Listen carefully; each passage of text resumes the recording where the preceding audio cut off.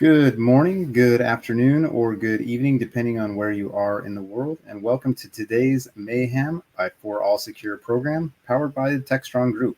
My name is Jared Harris, and I'll be your host today.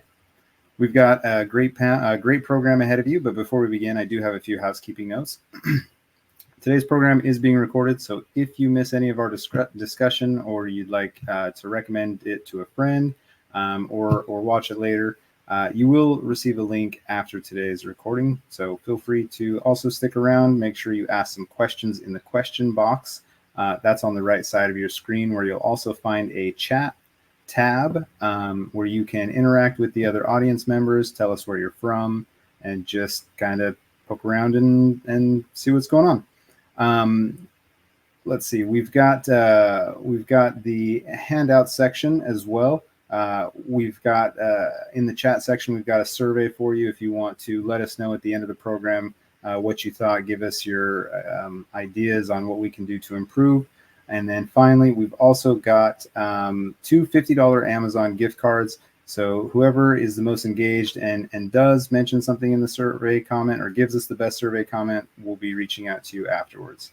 So let's go ahead and kick off today's program. We've got Beyond the SBOM, Understandings and Mitigate Your Attack Service. We're joined today with Josh Thorngren, VP of Product at For All Secure. Josh, I'm going to go ahead and turn my camera off and let you take it away from here. All right. Sounds great. Thank you, Jared.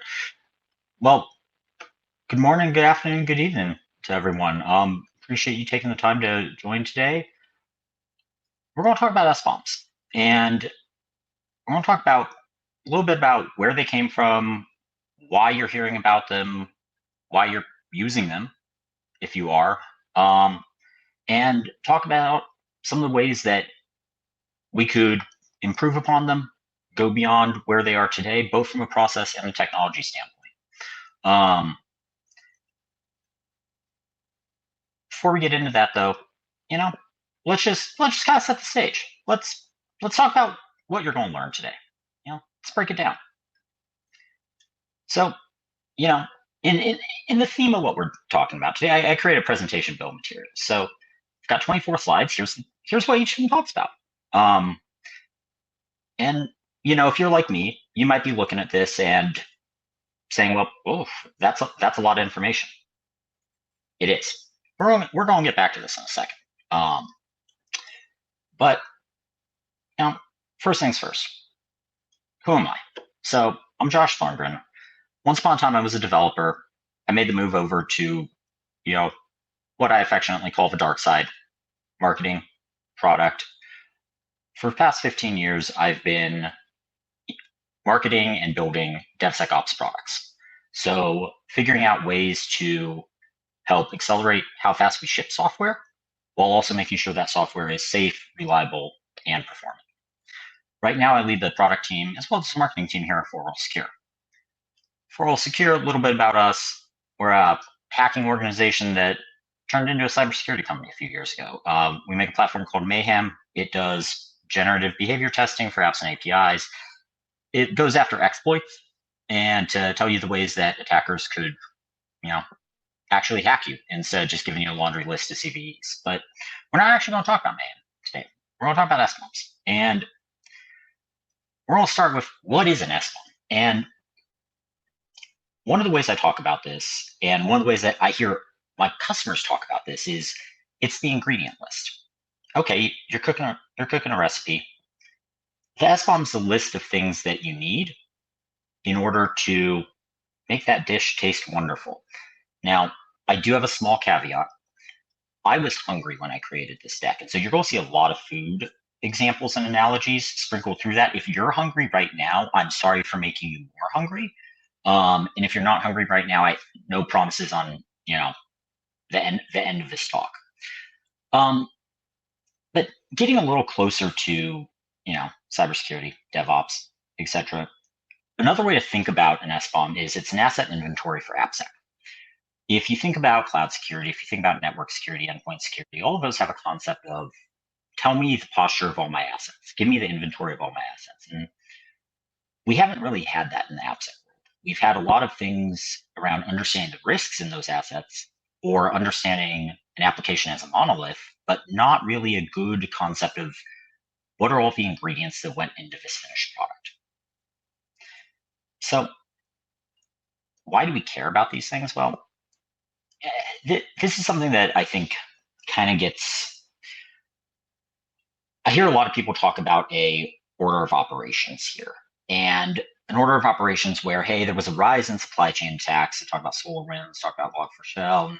And then because there was a rise in supply chain attacks, there was an executive order and US federal guidance on increased transparency into software supply chain and a definition of what a software bill of materials is. I think these things, they're related. There's some causality there, but they're not necessarily, number one led to number two. What we've seen more broadly is organizations everywhere are reusing components, largely open source, but also commercial, because it accelerates how fast they can ship software if they're not building every single layer and customizing every single layer of that. And what that means is you've got things you didn't build mixed in with things you did build, mixed in with tools you use to do the build.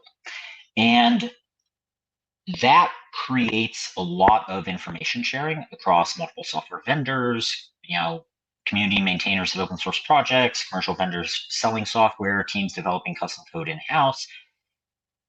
They all need to really communicate effectively on what the risk posture is, but even beyond the risk posture, what's the posture of that application? What's the ingredient list? And so that's sort of the market dynamic that has led both to the supply chain attacks. The lack of a shared understanding led to a lack of understanding of the risks and defense against attacks.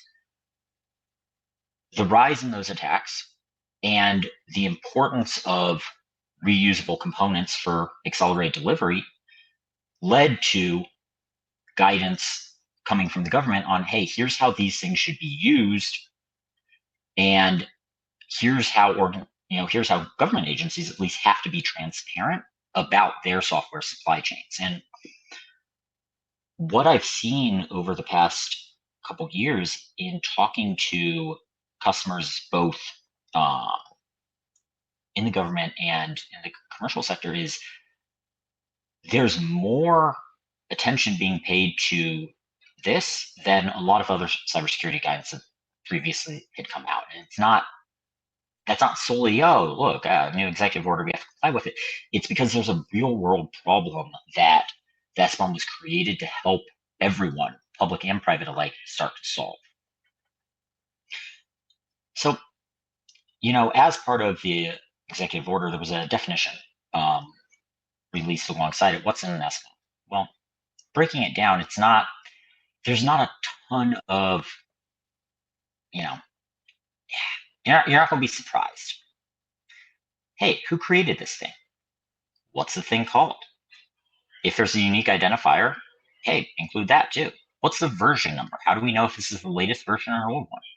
How does this component relate to other components? What are the dependencies? And then how did this entry in the SBOM get created? And when did this entry in the SBOM get created? That's sort of the core minimum definition. What I think we've seen over the past few years is SBOMs get used in a number of different ways, and the information that gets associated sometimes can vary a little bit, but at its core, this is the sort of minimum requirements. Tell me the provenance of all the things. It's not just the ingredient list. It's, well, here's the ingredient list, but here's when this, turnip was grown. I had a turnip soup last night. It's lovely. That's good information. Okay. I know what versions, what components I'm using. I know what relies on what other pieces. But it's really interesting how this is starting to get used as SBOMs become kind of a new de facto standard for application posture visibility. I have talked to, I say 90 plus. I was running through my notes today. I think it's 110 plus, but I've talked to a lot of folks over the past 4 months on how are you using SBOMs today? What has either federal guidance, if you're in the government, or the rise in supply chain attacks and the federal guidance and the rise of SBOM technology, what has that changed for your organization? How are you using SBOMs today, and how are you not using them? And I heard some common themes about what they're actually using SBOMs for. And then I heard some even more common themes on where the gaps are today. And so what I'm going to talk about next is we'll dive into some of the use cases and how these work, and then talk about some of the reasons that these use cases have friction. And from that, hopefully we can move into a little bit of what we can do to solve it. But my ask to everyone is like, hey, if you're using SBOM today, think about how you're using. Think about different things as we talk through some of these use cases. And I got some questions then. So the first one, and one of the biggest ones, is security. So what we saw with something like Log4Shell was organizations spent their time trying to understand, were they impacted? And if so, where? And that significantly increased their risk exposure, and it significantly increased the blast radius of successful attacks because they couldn't identify compromised systems. They couldn't identify entry points. They didn't know where they were vulnerable. And so having that SBOM saying, well, here's where this component is used across your application stack, it allows them to get ahead of the next type of attack by setting the teams up for effective triage and thus faster remediation. The other piece, though, is teams are starting to try and use SBOMs to say, okay, well, what components do I have so that I can just, as part of my normal dev process, go, patch, remediate vulnerable ones. And that can take a lot of different forms. It's, hey, upgrade the latest. It doesn't have this CV in it. It's, can we remove this? Is there a mitigation we can deploy elsewhere in the application? But it's starting to operationalize SBOMs the way that we've seen SCA tooling, SAST, those types of tools shifting left onto developers. Hey, let's take this and let's turn it into a security action item for you. So that's our piece one. And what's interesting is this is maybe the one where I've heard most people complain, but it's also the one where I've heard most people say, like, we're doing both of these things today. So the other one is patch management. And spoiler alert, not the type of patches on the slide. But effective patch management is really difficult. Like any technical debt problem is difficult. Hey, how do you invest in this? How do we prioritize cleaning up outdated code versus shipping new features? Where I've heard organizations talk about deploying an SBOM to decent effect is using the SBOM to just vet what's old and use that to then prioritize technical debt work in the backlog and bring that into sprints so that they've got a patch management program that's a little more agile, has a little higher velocity because the component information is being piped into developers. And so starting to use this for patch management versus trying to have some sort of like operationally driven large scale patch management program, it's a little more of a lightweight approach. But what I've heard from teams is this is helpful. The third piece, and this is one that out of these big three, this is one I hear the least frequently, but I think it's so important. And I don't know where this sign is from. If it doesn't allow either dogs, wolves, or just foxes, but I wouldn't want to live there. It looks like very, very cute, adorable dog, wolf, fox thing. But hey, compliance with regulations. So SBOMs help provide visibility into licensing information. What are we using in our organization? Teams can then leverage that to make sure that their team, their dev team, what they're shipping to their end customers matches what they are legally required to disclose, to comply with, what license usage they have, and reduces some of that corporate risk that, as teams get larger, starts to be more and more important. So more and more, I've also heard about SBOMs as being a compliance mechanism for license enforcement and reporting, that risk teams are using even more broadly than driving sort of security or technical fixes. There's kind of big three that I hear the most. I am curious though, like for folks today using SBOMs, like does anyone have any, like, hey, are you using these in any different ways? Is there anything else where you've got a use case that isn't one of these? Drop it in the chat, ask a question. I'd be curious to know. And if, it's both like, hey, like how can we talk about that a little bit today? But also, this is still an evolving technology. And so I think there's a lot of room for different use cases to crop up as SBOMs continue to see more use. But, I talked about kind of friction with security, and everyone I've talked to has said, well, SBOM's helpful, but, and it's always that sigh. It's always that but. And what we hear are sort of three things. One is too noisy. And, SBOMs, like, one of the things that's interesting is there's not necessarily a consensus on how recursive you go. If you're using containers and, you've got a, operating system layer, well, do you go include every package that comes with that operating system in the SBOM? What about the dependencies of those packages? Like, is that useful? Is that not useful? Is that relevant? Those types of questions, like, you'll hear different opinions, but an SBOM's everything. And what that means is this can be a lot of noise, especially if we're trying to use it to drive action. So the second piece, though, is around the context. And any tool anywhere that says, well, here's a picture of your application has some degree of this problem. And it's, well, sure, that's in the application, but the way I'm deployed, no, but the way it runs. But if you look at the code, the context of where something is used and how it's used, what type of connectivity does it have? What other services does it interface with? This isn't included in this SBOM. And again, like, that's not inherently a problem with SBOMs. That's not how they've been built.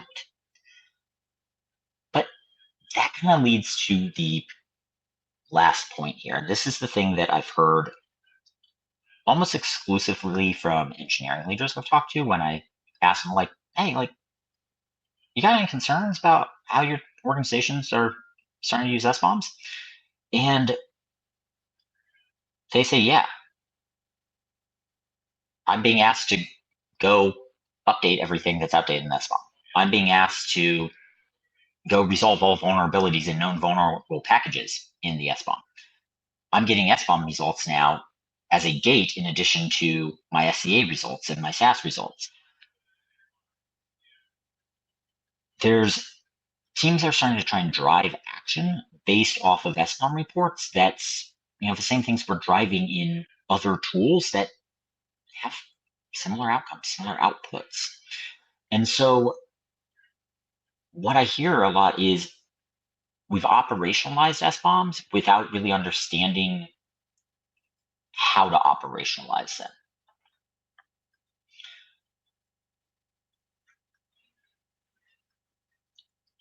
And so I want to kind of go back to my presentation bill of materials redux. So, like, look, I don't know about everyone here, but if I take these 24 things and consolidate it down into, here's what you're going to learn today, here are the categories of stuff we're going to talk about, one of these things is a lot more useful than the other. And it's not that the first one doesn't have value, but the clarity of information and the context provided by the second gives you a better understanding about what the topics we're going to cover are in this presentation. And so I share this because if there's a common theme that I hear from folks, it's we're trying to use SBOMs for things that require more tailored, more filtered information in order to be action. And Alex, I see your note in the chat about like using SBOMs as a supplement as a part of documentation. Yeah, totally. Like that's such a good use case. Hey, here are the open source components we include. Hey, here's what our stack looks like. Here's how our software leverages these different licenses. That's something, everyone I've sold to. Oh, well, what open source is in your software? Oh, well, what other licenses, if we run this in our environment, what do we have to worry about? SBOM really solves problems like that. And so, I kind of think about like, how are we using SBOMs today and what do we need to do differently to resolve some of the challenges that SBOMs present, but get all the benefits that they can provide? And so I think about process changes first. And so like, where do we need to go beyond the processes we're using around SBOMs today? And again, like I want to focus in on a few areas. And the first is be an index, not a map. And I think the compliance use case, the licensing use case, this is a really good example of that. It's here's the list of things that you need to be aware of. It's not the turn-by-turn navigation that says, okay, and then go do this, and then go do this, and go take action here, and go take action here. The SBOM orients what you're looking at. Okay, here's the full scope of components, and it allows you to focus work. Well, here are the things that are in our application itself. But it's not trying to give you the direct guidance on how to plan out a route, how to plan out actions. And so anytime when I talk to folks that are starting to say, hey, we just start generating an SBOM, every time we do a release, and now we're going to use that to patch everything, remediate vulnerabilities, keep our software up to date, I start to get really leery because that's jumping to action before really understanding the contents of your index. So that's the first shift. Let's treat it like information, not actionable information. And the second thing is start right and fix left, but don't shift left. And like I'm a DevOps guy. Like I probably mutter shift left in my sleep. So like you're not going to hear me say don't shift left much, but with SBOMs, like this is a way to understand the ingredients that went into software, the components that are at every layer of your supply chain. And so with what we have today, just those lists of components, those indices, shifting that left into earlier stages in the build to drive some sort of faster loop to remediation, it starts to lack the whole picture and lacks the benefits of being that complete source of information. And it doesn't necessarily engender faster remediation, faster patching, faster fixes, because you're not getting the contextual information of what's important and what's not. And so we have to really avoid the classic DevOps appsec urge to say, I have this new report on my application. Let's put it in the CI/CD pipeline. Doing that with an SBOM, it's just adding noise to a developer's workload. The third thing we have to be careful about is we have to have some like, wait, really? Conversations. And this was the only like person looking surprised stock art I could find. It. I don't know why, but I guess it's almost the Santa season. One of the things that I think we have to start doing with SBOMs is having like, wait, really? Conversations. And a few teams I've talked to, not a lot, but a few teams I've talked to, they've been using the SBOM to drive some conversations about architecture. And well, why are we including this? Do we still have a need for this?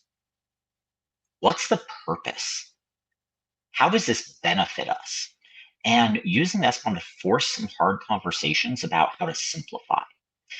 And it's interesting because I heard this the most from teams that sometimes don't have as much of the processes and automation built out. And so I think they're, they're doing more like hard conversations, but this is a really important thing about the SBOM is if you don't know why something's there, that's probably an opportunity to investigate and potentially remove it. And the more components you're able to remove, the more you're reducing your risk surface, the more you're simplifying your architecture, the more you're starting to focus in on how do you deliver functionality with the minimum number of underlying dependencies, and thus the minimum underlying number of risks. And so when I look at today's SBOM reports, I think one of the things that we're really missing, and one of the things I've heard teams being really happy with, is starting to use SBOMs to force some conversations about how we build and what we've built and how we need to resolve tech debt by simplifying. And so that's sort of a third thing as far as like, hey, how do we go beyond what we're getting from our CycloDX report today? Like, really, why? Do we need this type conversation to start to use that to drive action versus the report itself? So those are just the three themes about like, hey, what do we need to be careful of as we are using SBOMs today? And what are some things we can do to extend our process and prevent us from turning SBOMs into just a source of noise, but not a source of action?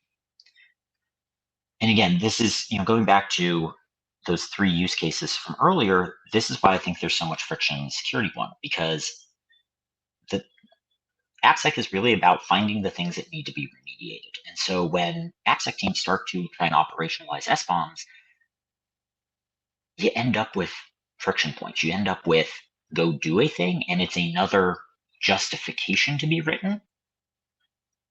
And that's just adding more work and slowing down dev velocity.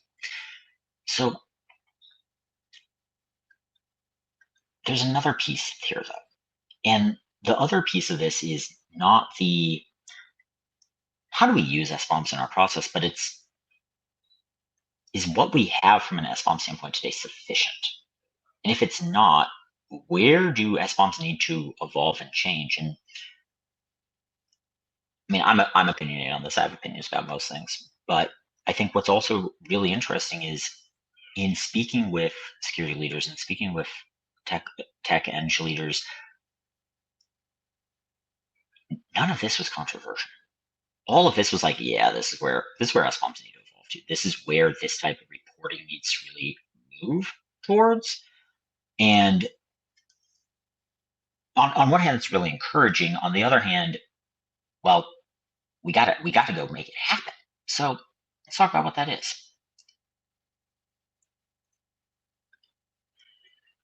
So first thing is runtime aware. And so, okay, and again, we're back to the food thing. I managed to like not have some food slides in the middle, but yeah, we're here. So runtime aware. And this is the thing. If you say, hey, there's chicken, well, if it's raw chicken, that might be a problem. If it's cooked chicken, well, okay, that's a little safer, hopefully.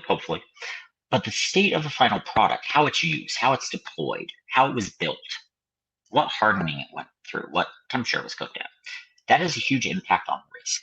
And so when you're using an SBOM to understand risk, when you're using an SBOM to understand attack surface, or even when you're using an SBOM to prioritize how you go tackle the next log4shell, the state of your applications and the products of your supply chains as they run, that's really, really important. And so SBOM technology, we need to start finding ways to make it runtime aware. The second piece is it needs to be opinionated.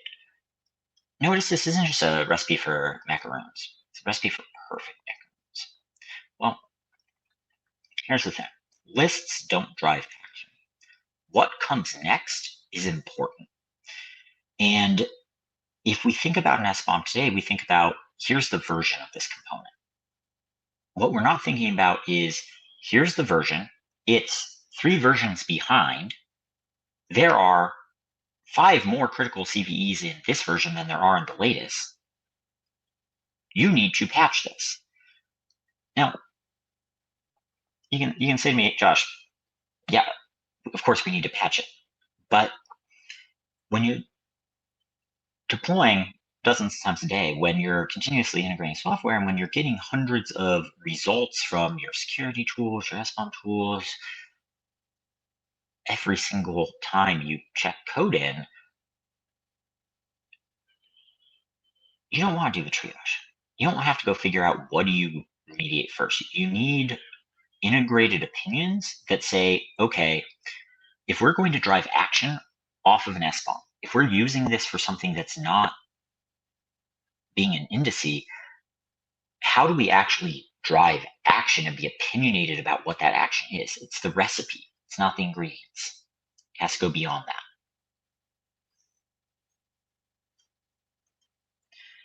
The third piece, and again, like, the food thing kind of falls apart here. It's a Mobius strip lemon peel. I'm very proud of finding this one. But right now, the big thing that I see with SBOMs is it works really well when it's a indice for what's in your application, what's in your supply chain. It works really poorly if you try and shift it left to either drive action or get upfront visibility. Where this needs to go is something that's continuous. And you're starting to see some evolution here where, you're looking at like a pipeline bill of materials almost, where it's, hey, what's coming in at various stages in the pipeline? How is different code being integrated? What checks are happening? What steps are being taken? What version conflicts do we see? But it's building up and building down. So you build up the SBOM as you add things into your application stack, as new layers are put into your supply chain, and you filter those back down as your application runs, and all of a sudden, well, we don't actually use this thing we added. And so this is where this starts to look like a little more like classic observability, or a little more like how we think about, say cloud security or network security with sure, tell me all my assets, but show me the behavior of those assets so I can understand what needs my attention for mitigation or remediation. And right now, that's the piece that's missing. The continuous loop of the SBOM of not just, here's the things that I included, but if we're really going to take this technology and turn it into something that makes us safer, it needs to have, here are the things that I'm using out of the things that I included, and giving that context and that visibility to the folks who have to go mitigate, who have to go remediate. Because otherwise they're so bogged down in triage. They're so bogged down in, well, do I trust my SCA report? Do I trust my gas report? Do I trust my SBOM report? And like, if anyone in the room is a dev, no, you don't trust any of those. They all have too many false positives. They have too much noise. You just have to write justifications all the time. And so we need to really strike all the irons hot to build SBOMs into something that's continuous, that's runtime aware, that says, hey, here's what this component needs from you, so that we're turning this into a posture and behavior tool, not just another way to send a list of things over to developers and say, hey, have fun, enjoy. So that's sort of the third thing where we really need to evolve the technology, how it integrates, how it's used, and what it's actually doing beyond just those name, version, dependency, unique identifier, those categories. Kind of summing it up, SBOMs are informative, but on the balance, it's information, not context. which makes them not necessarily actionable for some of the use cases that they're being forced into today. And again, it's not all of the use cases. Like, I think there's a wonderful compliance use case. I think they are a wonderful indice. And what I hear from teams that use them like that is, yeah, this is great. This is easy. In the near term, though, we have to shift how we're integrating SBOMs into our process to try to focus on what they're good at, on generating that indice, generating that list, giving us that visibility, giving our customers that visibility, and stop trying to fit SBOMs into, oh, this looks like a list of things to give to a developer, so let's go do that. We have to make that shift in the near term. Otherwise, there's not going to be the adoption of SBOMs as an actionable thing in any way, shape, or form. But then innovation has to follow, because we can and should applaud the progress that, like, public sector, private sector, everyone's taken towards supply chain visibility, standardizing formats, saying, hey, we're all going to go do this so we can all be safer together. But at the end of the day, commonly reused components get reused in different ways. And one person's attack surface isn't the company next door's. And so there has to be more innovation on the SBOM, both from a, hey, do we operationalize this? Do we shift it left? But also from a security standpoint, hey, how do we use this for improved MTTR? We have to drive innovation of SBOMs and observability, getting those bound together to unlock value of SBOM as really an appsec posture tool and an appsec behavior tool all in one.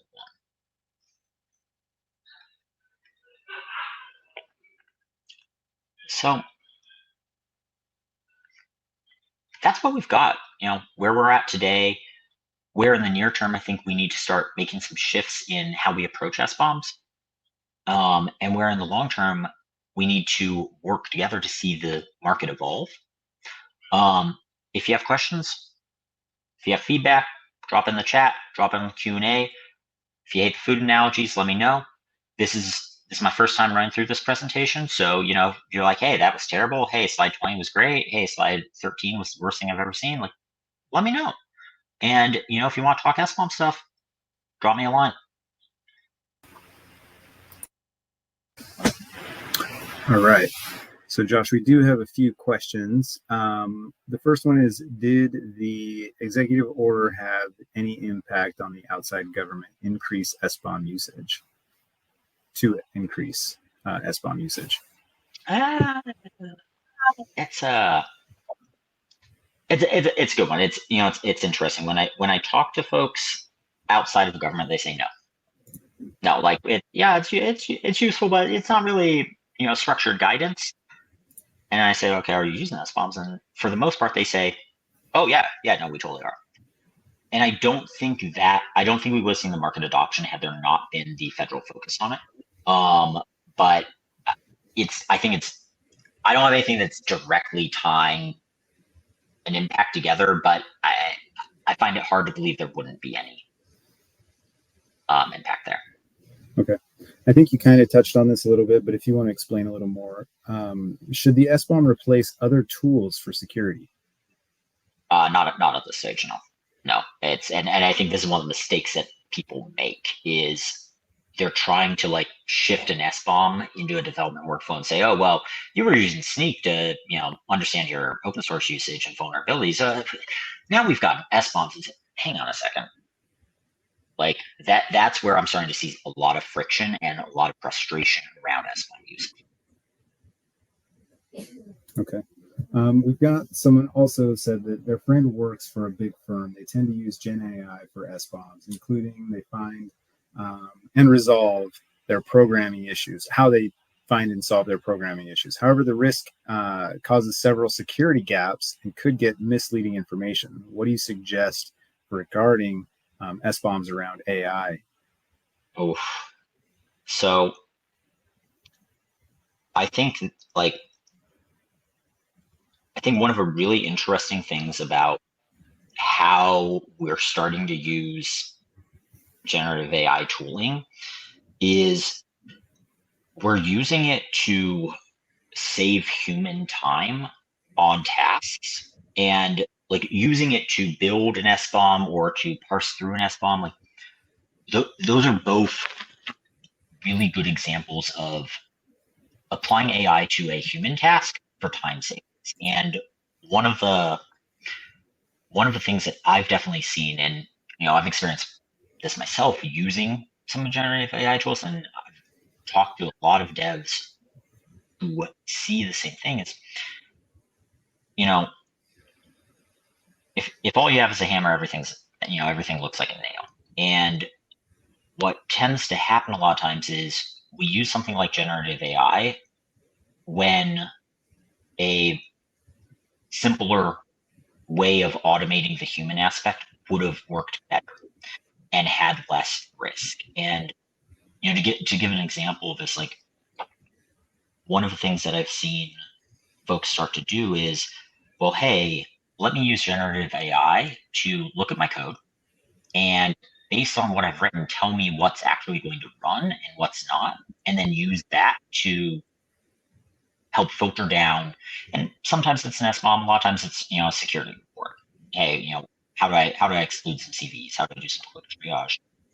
And to the point in this question, like, sometimes information there isn't right, and I think that's a really good example of like we're over automating too fast. And what I think is a safer approach is maybe you don't start by trying to get everything, by trying to do the best type of automation. How do you start by actually, and again, this is why I use the example of observability earlier on, like get the observability of what you can see about an application as it runs and use that. And sure, maybe you missed some things that are used, you just didn't see them, but you can trust all your results. It may not be every result, but it gives you the ability to prioritize based on verified things before moving on to others. And I think I'm not saying there aren't holes in that approach too, but I think that tends to be a safer and ultimately a more scalable approach because you can build up from there versus always trying to worry about what the gaps are that AI model might leave you. So just to continue along on that, what's your opinion on SBOM in the generation for projects with long release cycles? Is that something that you can value for generations in each step of the SDLC? So I think it's important to know how they're going to be used. I don't want to come out hot and say, no, SBOM's only when you ship the final thing, but there's a good reason to have SBOMs for different environments and SBOMs for different stages of applications, especially ones with long release cycles. And I think about some of our customers that I talked to today who, work, in IoT, like electric vehicle type scenarios where development cycles are longer, test cycles are longer, and there's a large number of safety concerns that come into play as well as your classic cybersecurity concerns. SBOMs are important at multiple stages there. The thing you have to be really careful of with having SBOMs in multiple environments is how are you using those? Because if you're using a dev SBOM to prioritize things that should be changed, patched, updated, but how you build and the artifact you end up with in production doesn't match what's in dev, you might be burning cycles that you don't need to be in. So that's the piece that I would have concerns about, just running into that and saying, oh, hey, guess what? We're doing SBOMs in different environments without thinking through how do you use them in each environment. And then have you ever considered how VEX conversions could help with some of the context of SBOMs? So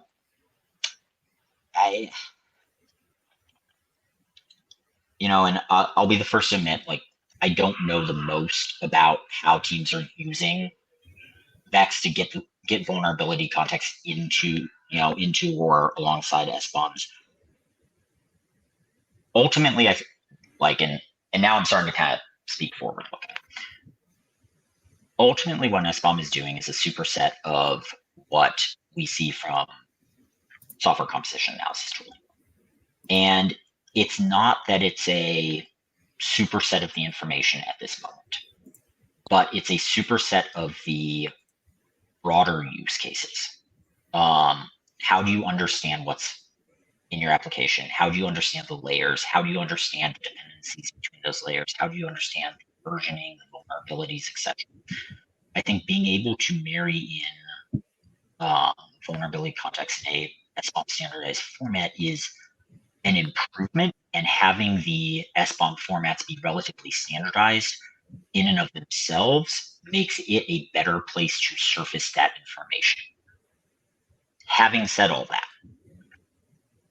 I think one of the problems that I see today is organizations that say, hey, we've appended vulnerability data to our SBOMs. And now we're using that to get developers to go fix things, and it's not actually solving any problems for devs. And so, again, it's the type of thing that I think is necessary for the right evolution of SBOMs. I think today, again, if you operationalize it today, you risk a lot of friction without a necessary benefit over what a lot of teams use day in and day out. So if anyone else has any more questions, go ahead and submit them. We've got one more so far. So while we're waiting, if any more come in, Josh, do SBOMs do the SBOMs format make a difference, like the SPDX or the Cyclones? It's no.